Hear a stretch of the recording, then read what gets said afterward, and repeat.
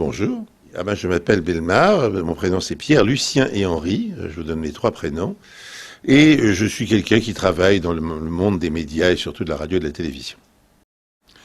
Alors, si vous me situez à Paris, je me lève à 7h30. Si je me situe à la campagne, je me lève à 9h. C'est très différent. Et j'ai beaucoup de mal à gagner 7h30 parce que comme je suis très habitué à me lever à 7h30, en fait, je flémarde pendant 1h30 dans mon lit parce que je suis réveillé à 7h30 aussi à la campagne. Mais comme je ne veux pas réveiller ma femme, alors je regarde le plafond, je compte je compte les ombres qui passent, je fais persienne, persienne, persienne en me rappelant le poème d'Aragon. Voilà. Pourquoi je me lève? Je me lève tous les jours pour travailler.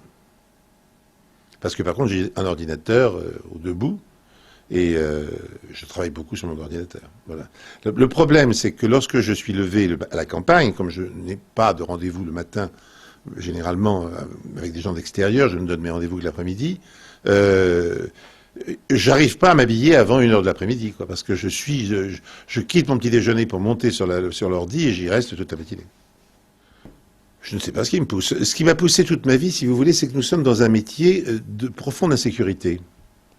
Je n'ai jamais été, moi, un salarié payé au mois avec des salaires réguliers. Jamais, jamais, jamais de ma vie. Bon. Donc, on a toujours la peur de ne plus avoir de quoi vivre l'année d'après. Ce qui m'est d'ailleurs arrivé. Je me suis retrouvé une année, en 86, c'est pas tellement vieux, où la radio et la télévision m'ont dit au revoir en même temps. En mois de septembre 86, je n'avais plus rien. Bon. Et en 87, je démarrais le téléachat sur TF1, je sortais des bouquins, enfin bon, tout allait très bien. Mais en septembre 86, j'avais plus rien. J'avais plus rien du tout. Donc c'est peut-être à cause de cette angoisse que je me lève tous les matins parce qu'il faut toujours créer, trouver autre chose, et puis surtout trouver des idées nouvelles. Je sais pas rien faire, quoi. Je suis incapable de ne rien faire. Ou alors si, c'est pas vrai ce que je dis là.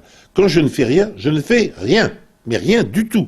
C'est-à-dire qu'il peut m'arriver de rester 3 heures en contemplation devant des petites bêtes qui se baladent dans des feuilles dans ma forêt, parce que je les admire, je dis oh c'est beau, ça va. Et là, je suis un contemplatif. Quand je travaille tout le temps, mais si je m'arrête vraiment, totalement. Je ne fais plus rien. Voilà. Je pense que c'est une sorte de... J'ai une mécanique infernale qui fait que j'ai absolument besoin de m'occuper l'esprit. Donc, j'ai trouvé depuis mon 17 ans, parce que j'ai commencé à travailler à 17 ans, depuis l'âge de 17 ans, ce qui est loin derrière moi, puisque je suis dans ma 80e année, j'ai toujours eu besoin d'inventer pour gagner ma vie, toujours été angoissé par le fait que ça pourrait s'arrêter. Bon, si vous voulez, je n'ai pas. Là, il y a plein de gens qui ont l'angoisse de la crise, la fameuse crise en ce moment. Moi, je n'ai pas cette angoisse puisque je l'ai toujours eue. Donc, ça ne m'étonne pas. Je suis dans une situation normale en quelque sorte. Alors que les gens sont là, oh là là, mon Dieu, bon. Un souhait pour moi. J'ai pas de grand désir, hein, je n'ai pas...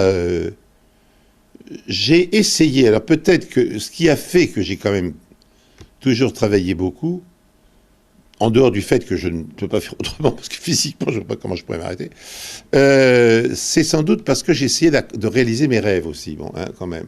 J'ai rêvé d'avoir un bateau, et j'ai eu un bateau. J'ai rêvé d'avoir une jolie maison. Je vais avoir, ce finissement-là, mais je vais avoir, donc à 80 ans, il a fallu du temps pour réaliser mon rêve. Mais je vais avoir cette jolie maison. Bon, j'ai rêvé des choses comme ça, si vous voulez.